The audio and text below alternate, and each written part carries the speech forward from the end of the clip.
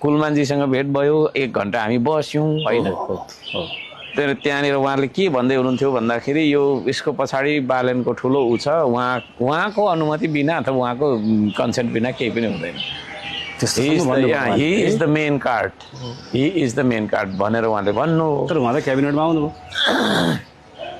आउनुभयो आउँदिन थिए भन्दै हुनुहुन्थ्यो खड्का-शमशेरज्यूलाई म मन्त्री बन्दिन भन्नुभएको हो कि होइन हजुरले? त्यस्तो होइन, उहाँले चाहिँ बरु मन्त्री बन्छु भन्नुभएको थियो। मन्त्री बन्नुपर्छ जानुपर्छ। त्यो बेला अहिलेकै परिस्थितिमा चाहिँ हामी मन्त्रीमण्डलमा जानुभन्दा पनि पार्टी खोलेर जाउँ, पार्टी चाहिँ अर्को इलेक्सनको लागि जाउँ भनेर मैले भने हो। अब त्यो यो विशेष परिस्थितिमा धेरै कुरा चाहिँ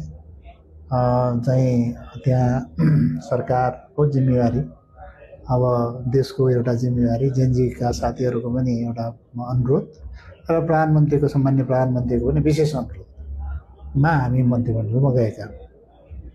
त्यो जिम्मेवारीबाट पन्छिनु हुँदैन भनेर त्यो देशको लागि एउटा सेफ ल्यान्डिङ, एउटा निकास दिनु पनि जरुरी छ।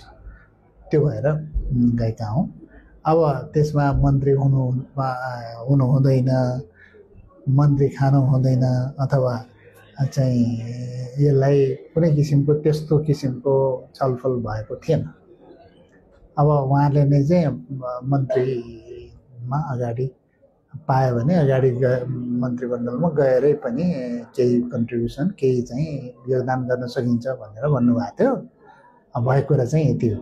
अब यसमा अब चुनावमा जाँदाखेरि चाहिँ एक भएर जाउँ, अगाडि बढौँ, हामी पार्टी पनि गठन गर्दाखेरि एक भएरै जाउँ भन्ने चाहिँ कुरा भएको थियो।